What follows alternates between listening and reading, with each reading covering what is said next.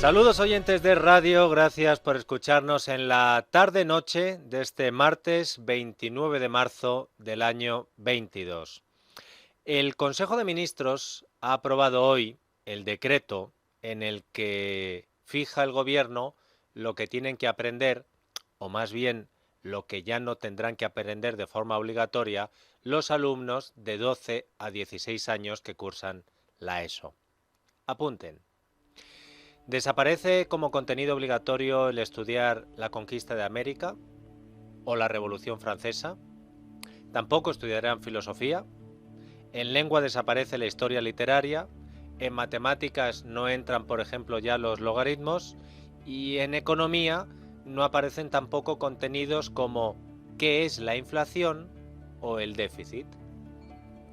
Además, por primera vez en historia no se va a llevar a cabo una enseñanza cronológica de los hechos. Se van a suprimir las calificaciones numéricas del 1 al 10 con el objeto de ir avanzando en una concepción más cualitativa que cuantitativa en el proceso de evaluación. Para favorecer una inclusión educativa se puede sacar el grado de la ESO con el número de suspensos que quieras. Y por último, el nuevo decreto plantea para los alumnos de la ESO un enfoque competencial menos memorístico.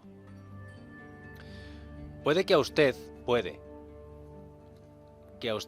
sobre todo si tiene un hijo en edad escolar, lo que les acabo de contar les parezca un tremendo error.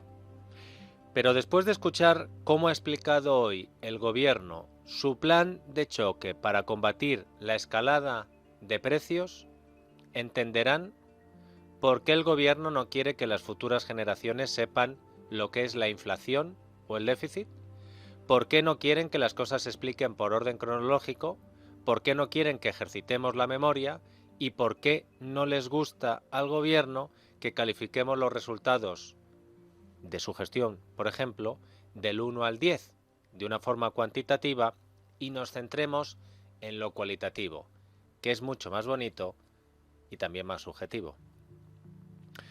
Pues miren, no es por llevarles la contraria, pero es que nosotros somos del plan antiguo, en concreto de la EGB.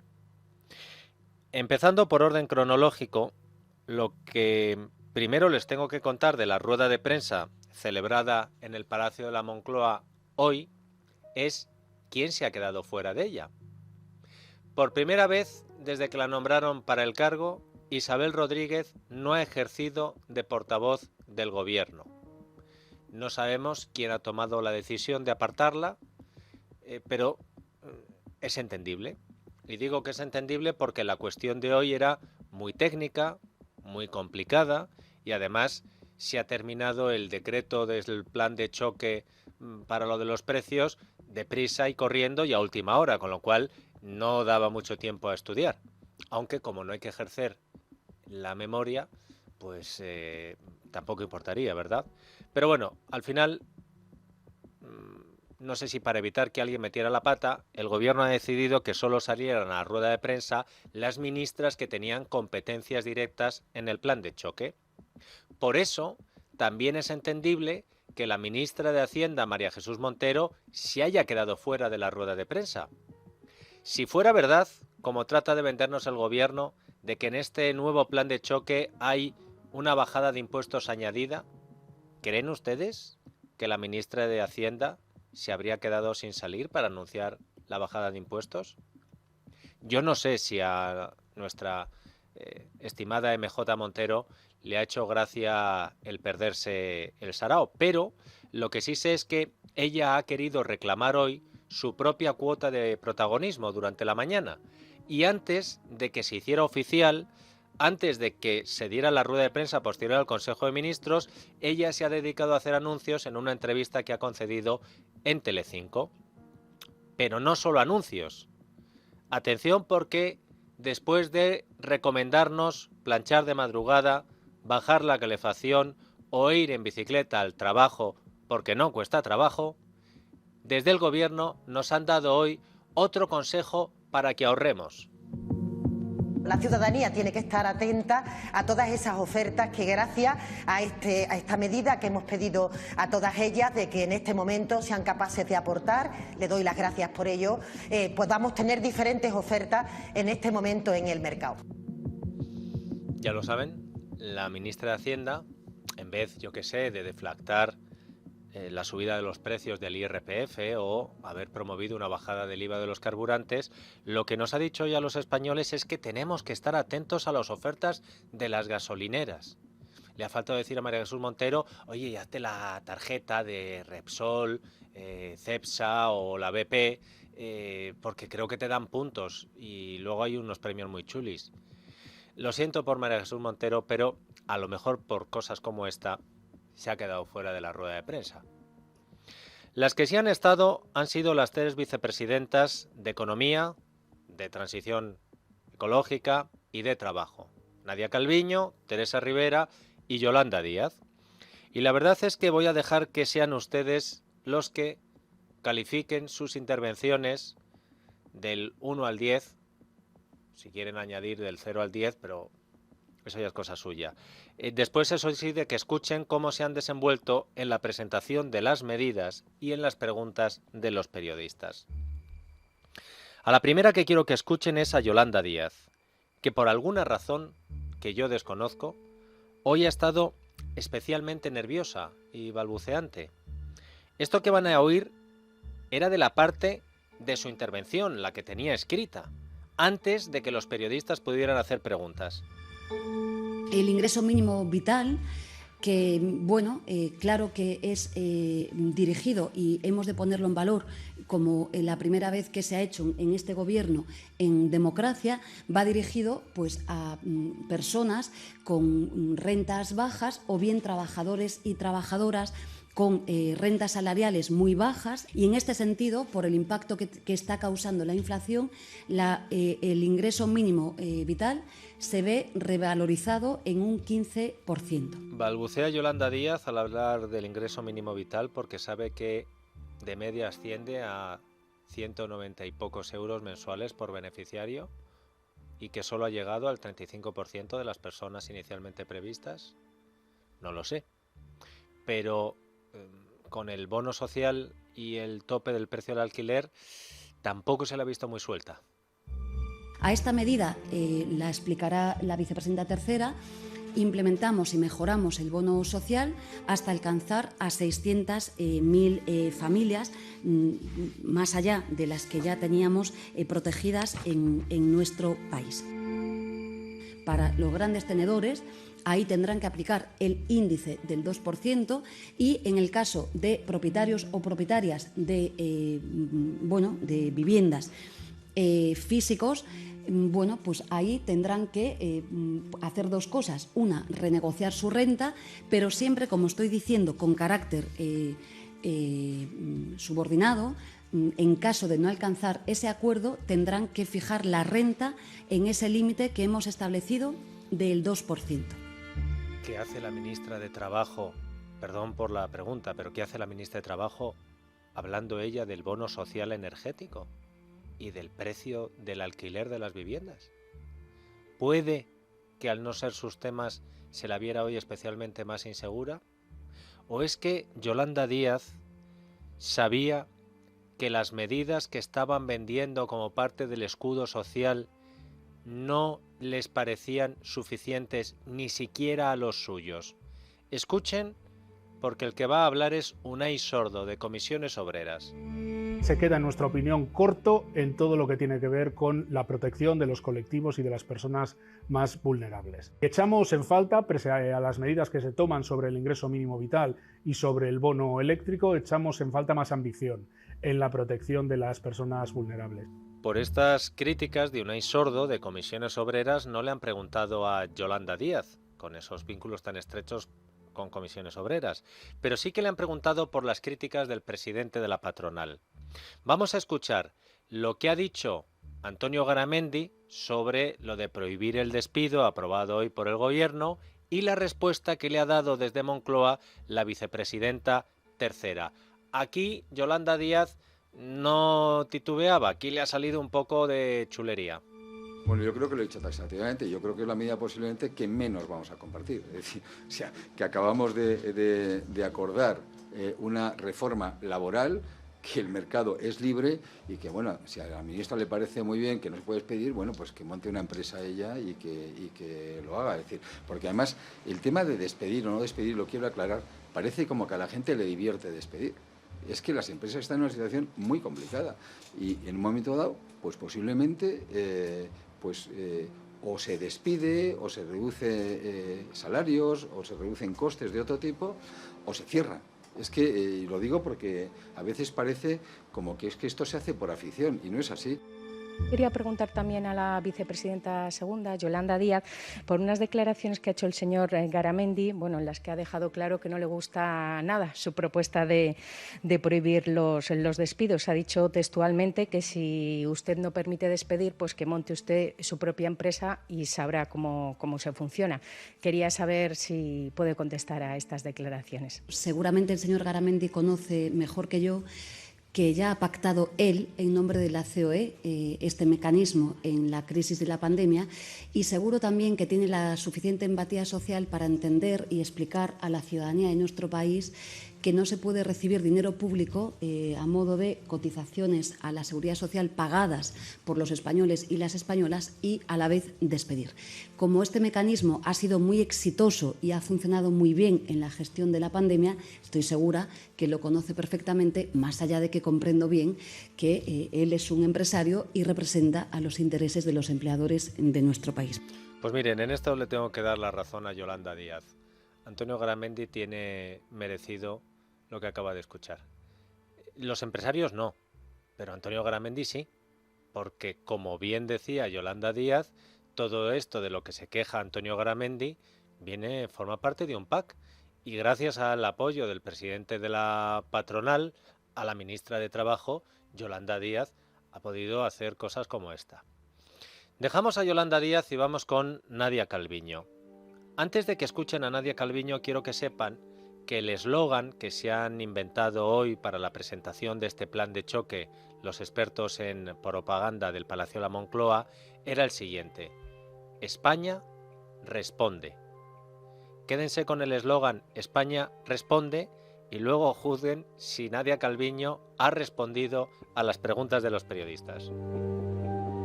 Quería preguntarle primero si tiene intención todavía de llegar a un acuerdo sobre estas medidas con otros partidos, especialmente con el Partido Popular. Si para eso está dispuesta el Gobierno a tramitarlo, el decreto de ley como proyecto de ley, teniendo en cuenta que la mayoría de las medidas tienen un plazo de 3 meses. Vamos a responder unidos los españoles, aunando los esfuerzos de los agentes sociales, de los agentes políticos. Este es el mensaje claro que hemos lanzado desde el primer momento y no es un mensaje simplemente con palabras, ha sido un mensaje claro desde el punto de vista de los hechos. Me gustaría retomar la pregunta de Fernando Garea de si está dispuesto el Gobierno a tramitar como proyecto de ley este decreto para que puedan hacerse aportaciones de los grupos. Yo creo que en este momento nosotros hacemos una propuesta y vamos a ver cuál es la respuesta que dan los grupos políticos. Ya he señalado anteriormente que nosotros confiamos en que en este momento prime la unidad, la responsabilidad y por tanto haya una respuesta positiva por parte de los grupos políticos, pero no voy a adelantar acontecimientos hasta que veamos si pues el señor Feijóo aprovecha esta oportunidad que tiene para mostrar un cambio de orientación del Partido Popular en un tema tan importante para el conjunto de los ciudadanos españoles. Así que todos los grupos políticos tienen que aceptar el votar calladitos el plan del Gobierno y entonces hay unidad y patriotismo. Porque como acaban de escuchar, el Gobierno no tiene previsto, o al menos la vicepresidenta Nadia Calviño no ha querido responder a esto, aceptar ninguna aportación de otro partido. Solo quieren sus votos. Pero no ya solo del Partido Popular. No. Del resto de socios. No hay proposición de ley porque entonces todos los partidos podrían decir, oye, pues a mí me parece mal esto, lo otro, no. Esto va vía decreto y lo apruebas, como decíamos ayer. Son lentejas. Si quieres las votas y si no, antipatriota. Bueno, para que vean que no le voy a poner la réplica de Feijóo que estaba que fumaba en pipa con lo de hoy, sino que quiero que escuchen a Íñigo Errejón y luego a Aitor Esteban del PNV en la SER, para que no digan. Pero le pediríamos al Gobierno tiene derecho a hacer los anuncios públicos ante el medio de comunicación que quiera, pero le pediríamos que esa brecha entre cuándo le cuenta las cosas a los medios y cuándo le cuenta las cosas a los socios, trabajara por acortarla, porque así seguro que todo va a ir mejor en el Congreso de los Diputados, en primer lugar para los propios intereses del Gobierno. Yo le pediría un poquito al presidente que no sea tan llanero solitario en muchas ocasiones, ¿no? Y que las cosas con tiempo y con antelación, pues es mejor ir todos juntos y con las ideas claras. Tengo que decir que, aunque Nadia Calviño no haya respondido a algunas de las preguntas que le planteaban o las haya respondido esquivando el quid de la cuestión, si no llega a ser por Nadia Calviño, el desastre de hoy del Gobierno de España habría sido muchísimo mayor por culpa de la tercera vicepresidenta que estaba en la rueda de prensa, Teresa Rivera. Hasta en 2 ocasiones ha tenido que salir al quite Nadia Calviño para matizar, corregir o mejorar las respuestas que había dado la vicepresidenta de Transición Ecológica. La primera de esas ocasiones tenía como protagonista lo del tope del precio del gas. Recuerden que esta era la gran batalla de Pedro Sánchez en Europa. Luego nos ha convertido en excepción ibérica, pero la batalla principal de Pedro Sánchez era conseguir desvincular el gas para fijar el precio de la electricidad. Y luego, venga, y si ponemos un tope de 180 euros y, bueno, pues antes de la rueda de prensa en el Palacio de la Moncloa, la ministra de Asuntos Sociales, Ione Belarra, de Podemos, que tampoco había sido invitada, aunque lo del bono social bien lo podía haber presentado ella y no Yolanda Díaz, había dado una cifra a cuántos euros tendrían que marcarse como tope del precio del gas. Escuchen. Nosotros pensamos que lo más razonable para que efectivamente baje la factura de la luz y baje el precio final tiene que estar en torno a los 30 euros. En este caso, este no es un debate técnico. Es verdad que esta propuesta está avalada técnicamente, digamos, por los equipos económicos del Ministerio, de Unidas Podemos, que creo que son muy buenos. Pero además de eso, esta es una decisión política. Claro, como el Gobierno nos había dicho 180, la parte sanchista, 180 euros, y ahora la ministra y secretaria general de Podemos dice 30 euros de tope y encima esto si no se hace es por una decisión política, pues claro, unas declaraciones así tenían que llegar hasta la rueda de prensa Moncloa. Quería preguntarle por el precio tope del gas. Ayer la vicepresidenta Calviño dijo que es una cuestión técnica, la ministra Ione Belarra ha dicho hoy que es una cuestión política.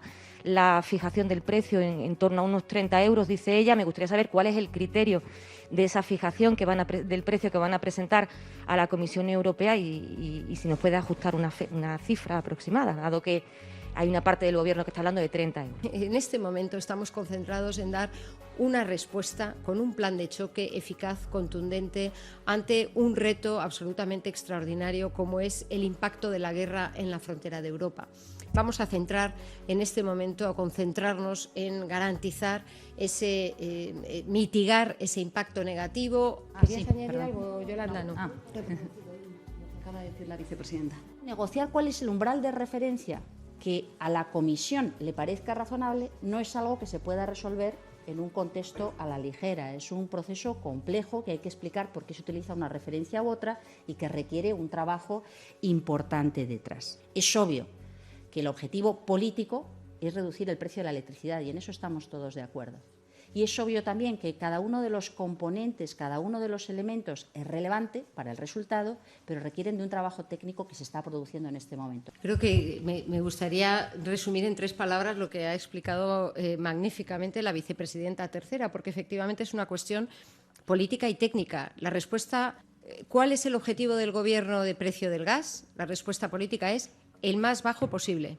Para determinarlo hay que hacer un trabajo riguroso, técnico, que es el que estamos desarrollando, la vicepresidenta tercera, Portugal, la Comisión Europea, para determinar cómo se puede fijar este nivel. Pero el objetivo del Gobierno de España está claro, el más bajo posible. Ojo al colmillo político de Nadia Calviño, que se la ve con un perfil técnico, pero de eso nada, ¿eh? Ojo al colmillo político. Primero le dice con cierta dosis de mala leche a Yolanda Díaz si quiere añadir algo, después de que la pregunta fuera por Yone Belarra. Y Yolanda Díaz, claro, ahí, no, si lo has dicho tú muy bien. Y luego, después de una respuesta árida, de la que les hemos ahorrado buena parte de lo que se ha soltado Teresa Rivera hablando del tope, de los euros, de tal, ha tenido que ser Calviño la que fijara el mensaje. Cuando alguien dice, por cierto, que tiene que resumir la explicación tan brillante que has dado, pero déjame que la resuma yo, es que no te has explicado bien. Bueno, pues Calviño ha tenido que entrar a resumir la explicación de Teresa Rivera para decir, mira, quédense con esto, queremos el precio más bajo. Claro que mucho más grave ha sido ya no la explicación, sino la rectificación que ha tenido que hacer Calviño a su compañera. Quería preguntar a la vicepresidenta primera el tema de la bonificación en los combustibles. Quería saber a partir de qué día en concreto entra en vigor y si tiene algún mecanismo de aplicación concreto directamente. Quien vaya a repostar a la gasolinera ya se va a encontrar con ese descuento. La intención es que se aplique a partir del 4 de abril, si no me confundo, con las siguientes consideraciones importantes. En el momento del pago aparece recogido el descuento que se corresponde con cada uno de los litros. Se habilitará un mecanismo de acceso a liquidez ex ante a las estaciones de servicio que así lo soliciten directamente a la agencia tributaria en función del volumen de ventas que hayan sido declarados, que consten en la agencia tributaria en los meses anteriores, para poder facilitar la liquidez por parte de las estaciones de servicio.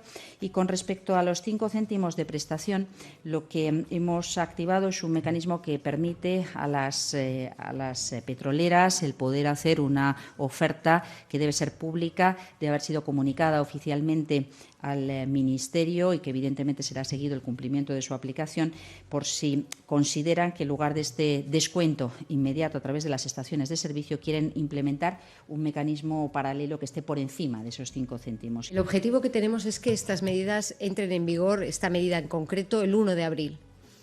Se está trabajando intensamente para que entren en vigor el 1 de abril. El 1 de abril están los equipos de la agencia tributaria en este momento trabajando muy intensamente para que pueda ser eficaz en esa fecha y que, por tanto, todos los ciudadanos lo puedan ver directamente en el momento en el que vayan al surtidor. Pues así, con los periodistas repreguntando en qué quedamos. ¿El 4 de abril, como acaba de decir la vicepresidenta de Transición Ecológica, o el 1 de abril, como le ha corregido la vicepresidenta de Asuntos Económicos, ha terminado la rueda de prensa, importante rueda de prensa de hoy? Pero al margen de esta última confusión generada sobre las fechas, a mí hay algo que me llama la atención. Calviño dice que los equipos de la agencia tributaria están trabajando intensamente para que el 1 de abril los españoles, cuando vayamos a repostar, podamos tener ya los combustibles 20 céntimos más barato cada litro. Teresa Rivera ha enumerado todo lo que tienen que hacer las estaciones de servicio y las empresas para que esto sea posible, incluso el contacto con la agencia tributaria para dar información o recibirla. El decreto del Gobierno todavía tiene que hacerse oficial y publicarse en el BOE. Los equipos de la agencia tributaria terminar su trabajo y luego todas las gasolineras de España adaptar en sus facturas y en su facturación esas cuestiones tan técnicas que nos ha explicado la vicepresidenta de Transición Ecológica. Después de escuchar esto, a mi compañera Lucía Guadalupe le ha dado por llamar a Nacho Rabadán, que es el director general de la Confederación Española de Empresarios de Estaciones de Servicio. Escuchen lo que nos ha dicho. Resulta que estamos a 29 de marzo por la noche y todavía no sabemos nada. Y según Calviño el día 1, según Rivera el día 4, que eso da para otro entremés, tenemos que tenerlo ya en marcha, ¿no? Y ahora dile tú a una pyme o a un autónomo, que hay 3.800 autónomos en nuestro sector, que además de apagar los fuegos que tiene en su día a día, además de hacer tener que afrontar incrementos en los costes de aprovisionamiento de 15.000 euros a la hora de comprar una cisterna de una semana para otra, porque esa es la situación en la que nos encontramos, de falta de liquidez absoluta y de estrangulamiento financiero. Ahora dile que es que se tiene que meter en no sé qué sitio de la agencia tributaria para pedir no sé qué en función del 90% de lo que vendió en 2021. ¿Por qué tengo que pedir yo nada? ¿Por qué no nos hace directamente el ingreso? Si yo estoy obligado a hacer ese descuento, carga con un coste administrativo más, además del coste informático que tiene el hecho de tener que implementar esto. Pues no lo sé si habrá muchos que lleguen a tiempo, ¿no? Desde luego que va a ser harto complicado. ¿Entienden ahora por qué el gobierno no quiere que se evalúe a la gente con calificaciones numéricas? ¿Entienden por qué prefiere que se mida de una forma más cualitativa que cuantitativa? ¿Entienden por qué se deben graduar los alumnos de la ESO sin límites de suspensos? ¿Entienden? ¿Qué nota del 1 al 10 le darían ustedes al alumno gubernamental que han escuchado cómo se examinaba hoy?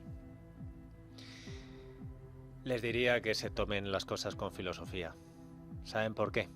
Porque ustedes pueden, los estudiantes de la ESO no.